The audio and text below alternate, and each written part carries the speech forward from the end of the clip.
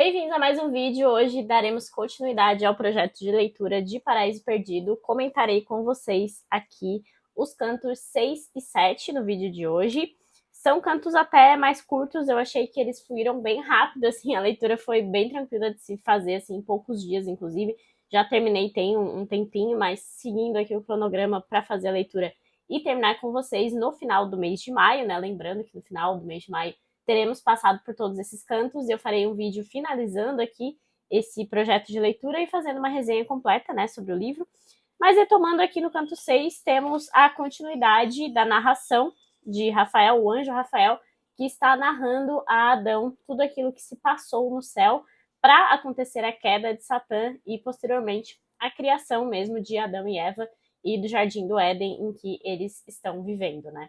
Então, basicamente, essa batalha no céu entre os anjos que Satã conseguiu colocar do seu lado, né, especialmente por toda a inveja causada pelo filho, pelo Messias ter surgido, então, naquele contexto ali, vai durar 3 dias e, inicialmente, vai ter aqui uma batalha com o anjo Miguel, depois com o anjo Gabriel e, por fim, a batalha vai ser vencida justamente pelo Messias no 3º dia. A gente sabe que a questão do 3º dia é bem presente na Bíblia, né? Então, tem toda essa simbologia dos 3 dias, aparece em muitas obras literárias como referência à Bíblia também, e aqui acontece a mesma coisa. Então, inicialmente, vai ter um momento em que o Miguel com a espada, né? Que é bem famosa essa imagem do anjo Miguel com uma espada, e essa espada vai cortar um lado inteiro, assim, de Satã, e ele vai descobrir o que é a dor. Porque como esses anjos são feitos de um fluido corporal, né, eles não são corpóreos como os seres humanos, eles não vão necessariamente morrer e eles não possuíam, não tinham essa sensação de dor até esse momento em que a culpa vai tomar conta deles especialmente e o mal tomou conta deles. Então ele vai sentir a dor pela primeira vez, e isso vai ser bem impactante para ele, ele vai ficar ainda com mais raiva e com mais inveja daqueles anjos que vão continuar no céu, né? É como até se ele já soubesse, assim, o que aconteceria com ele, porque, enfim, ele entrou numa guerra contra Deus, mas, enfim, né? E por conta dessa ferida que ele sofre da espada do anjo Miguel, ele vai se retirar ali do lugar e os anjos até inicialmente vão achar que a batalha já estava vencida, né? Porque eles teriam fugido, então só que, na verdade, ele está tramando outras coisas, ele pretende voltar, então, nesse 2º dia de batalha. E o que ele faz, então, é construir máquinas, é como se a construção fosse de projéteis, de canhões, coisas assim, porque até tem uma referência aqui que o John Milton vai colocar de forma explícita aos produtos que geralmente são utilizados em bombas, né?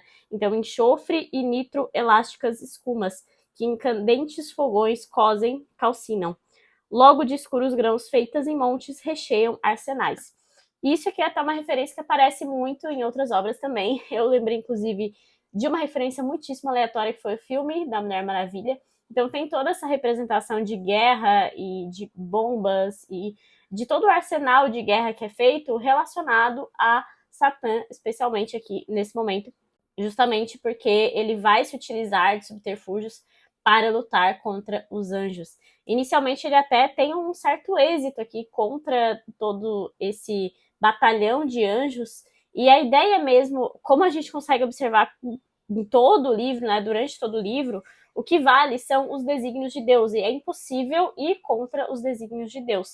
Então, a ideia era fazer com que existisse um momento em que o Messias ia entrar na guerra para vencer a guerra, e seria necessariamente no 3º dia. Então, tudo está caminhando exatamente da forma que Deus está determinando para que ela caminhe. Então, é nesse 3º dia que Messias vai ser chamado por Deus e vai ser avisado de que chegou o momento de ele entrar nessa guerra e vencer em definitiva essa guerra. Então, ele vai aparecer em uma espécie de carro, assim, com anjos e toda a representação. É, como sempre, muitíssimo bem feita aqui nessa HQ, que eu vivo recomendando para vocês, porque está sendo, de fato, um complemento, assim, incrível para minha leitura. Então, aqui tem o momento do anjo Miguel contra Satã, como eu falei para vocês, da espada, que é sempre representada, né? E aqui o momento em que Deus determina ao Messias que ele entre na guerra, e aqui é representado com o Cordeiro, né, que seria o Cordeiro de Deus, sempre representando Jesus aqui nessa HQ. Então ele surge dessa forma aqui, com carros e anjos, enfim, e ele vai vencer o Satã com raios. Então, mais uma vez, aquilo que eu já comentei algumas vezes aqui, da representação do raio como algo divino, que é também bastante alusivo a Zeus, né, como o grande rei mitológico, como o principal deus da mitologia grega, cujo símbolo é justamente o raio.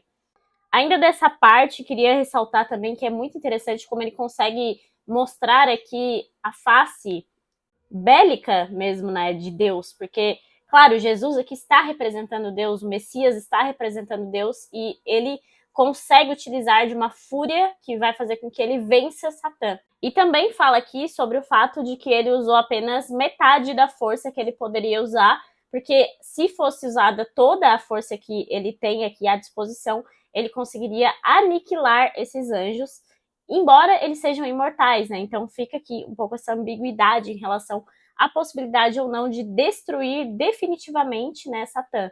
Porque existe ainda esse outro desígnio de Deus, que seria Satã existir ao mesmo tempo que Adão e Eva, para que eles sejam tentados e revelem, então, que são incapazes de não cair em tentação, né? E aí surgindo toda a queda do homem. Então, agora partindo para o canto 7, e esse canto aqui é muito interessante. Ele começa de novo com as referências mitológicas, com a invocação da musa de novo, para que o poeta possa nos contar o segmento dessa história aqui. E basicamente o que acontece é que Adão, ele está prestando atenção ali em toda aquela narração, né? E a Eva está próxima também, embora ela não seja incluída diretamente na história, o que é bastante curioso, é como se ela estivesse ali, mas a história não estivesse sendo narrada também para ela. E Adão vai perguntar sobre como que surgiu aquele mundo em que eles estão, como que surgiu o Éden, como que surgiu o planeta Terra, efetivamente, né? E a resposta do anjo Rafael é muito interessante e combina, assim, muito bem com tudo que a gente está passando aqui nesse livro, porque ele vai falar que, sim, cumpro tua cauta rogativa, porém de Deus para contar as obras, que língua ou termos bastam, mesmo de anjos? Para entendê-las na grandeza sua, acaso basta a concepção humana? Então ele está explicando que ele pode até tentar passar para palavras, mas em se tratando de algo transcendente, de algo divino, né, não tem como ele explicar apenas em palavras, né? Ele precisa vivenciar aquilo que está acontecendo e ver, sentir e especialmente crer, que é o princípio básico aqui da religião, né? Você precisa crer independentemente do que está vendo, independentemente do que está vivendo. E aqui no final ele vai falar que a ciência temperança exige. Deve saber-se o que somente baste para do entendimento encher as metas, mas não com imprudência transpassá-las. Se anime a cópia de alimento gera perturbações que a máquina desmancham, anime a ciência torna-se em loucura. Isso que é sensacional porque é justamente o fundamento de todas as tragédias de Fausto, por exemplo, né, dos pactos fáusticos, especialmente aqui falando de Fausto do Goethe, que foi o que eu li, em que o personagem principal faz um pacto com o diabo porque ele pretende alcançar o máximo possível do conhecimento.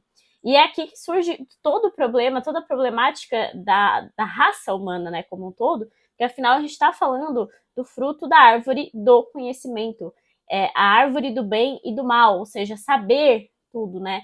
E é aqui que fica essa questão que é muito interessante da gente tanto permanecer na nossa humildade de saber que nunca saberemos tudo, como também entender que existem coisas que a razão desconhece e para sempre vai desconhecer. Então aqui é um aviso que o próprio anjo já está dando para Adão. Aqui tem uma referência direta, finalmente, ao fato de que Lúcifer se chamava Lúcifer antes da queda, porque era esse anjo resplandecente, né, que tinha um prestígio muito grande no céu, e depois ele vai se chamar Satã após a queda.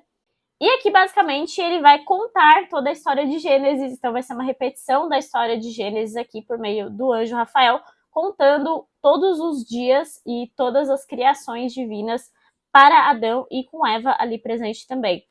Outra coisa que vale ressaltar aqui, que é muito interessante, é o fato de a representação, tanto aqui no livro quanto na HQ, é como se fosse um braço de Deus, assim, é como se fosse uma parte de Deus, que seria o verbo, né? O verbo que aparece também em vários textos bíblicos, né, sobre essa formação de que no início tudo era verbo e Deus é verbo, e aí é quase como se fosse um filho, porque ele cita filho aqui também, e eu até por um momento pensei que ele estivesse referindo a Jesus, como se o desígnio fosse de Jesus, né? Mas basicamente o que ele faz aqui é mostrar a unidade, né, de Deus, de Jesus e do Espírito Santo, Pai, Filho e Espírito Santo, que é uma coisa que também a gente sempre aprende na religião como sendo algo muito complicado de se entender a princípio, né? Porque são entidades que nós aprendemos na nossa cabeça de forma separada, mas que formam uma só coisa indivisível. Então é por isso que aqui ele coloca essa representação do verbo como se fosse algo saindo de Deus, uma terceirização de um serviço de Deus aqui, mas é o próprio Deus, né? Então tudo está interligado e tudo é o verbo, tudo é Deus, tudo é divino. E aqui também tem assim uma breve alusão, que eu senti pelo menos de John Milton, de que a explicação ali dos 6 dias é simplesmente uma forma de explicar ao ser humano de um jeito palpável para o ser humano, né? Então, nós conseguimos compreender essa sequência de fatos pelos dias que estão passando e pela construção das coisas que está acontecendo, mas não necessariamente o mundo teria sido criado em 6 dias humanos, digamos, né? É simplesmente uma forma de explicar ao ser humano como isso aconteceu, porque é algo divino e a gente nunca vai conseguir alcançar a explicação lógica, racional perfeita da criação divina. E ele fala aqui sobre o tempo dessa forma. São imediatas as ações do eterno, vão do tempo e do modo além do alcance. Porém, do homem terreno, elas não podem entrar no ouvido, penetrar na mente, sem que as narre uma série de palavras. Ou seja, a gente precisa de uma narrativa para entender o contexto, para entender essa criação em 6 dias, mas não é necessariamente isso que aconteceu, porque o tempo divino não é o tempo humano. Então é como se fosse, de fato, uma representação. Aí eu não sei se é uma heresia de John Milton, se é a ideia de John Milton, se é a ideia de alguma religião em específico aqui, mas foi isso que eu senti na leitura mesmo de Paraíso Perdido. E esse canto vai finalizar, então, com Rafael avisando a Adão e com Eva ali presente também, de que eles precisam passar essa ideia adiante, nessa história adiante. Essa história transmite a teus vindouros. Se queres saber mais, não excedendo da mente do homem os limites, fala. E outra coisa que eu esqueci, só para finalizar aqui o vídeo com mais um detalhe, é que o outro canto, né, o canto 6, vai terminar com um alerta do anjo Rafael para que Adão e Eva não transgridam as leis de Deus, porque o fim deles poderia muito bem ser o mesmo fim de Satã, ou pior no caso, né, porque o homem ele morreria. Eles deixam claro o tempo inteiro que se o homem comer do fruto da árvore proibida, ele vai morrer. Essa é a sentença final do homem, que provavelmente será que nós encontraremos aqui no final deste livro, não sei se no final ou antes, porque será então o que o homem vai fazer, né, como já sabemos. Não é spoiler, espero eu, porque, né, meio que tá na Bíblia e na história da humanidade. Bom, basicamente, são esses os apontamentos que eu queria trazer em relação a esses 2 cantos aqui. São cantos mais tranquilos mesmo, eu achei mais fluidos, não tão mais curtos assim, mas eles realmente fluíram muito bem na leitura. Espero que vocês estejam acompanhando a leitura comigo, ou ao menos os meus comentários, para que vocês fiquem com mais vontade de ler esse livro, porque eu estou completamente apaixonada e eu tenho certeza que eu vou panfletar muito este livro para todo mundo. É isso, espero que vocês tenham gostado aqui do vídeo. Deixe uma curtida, deixe seus comentários. Lembre-se de se inscrever no canal, porque isso me ajuda bastante. E até o próximo vídeo.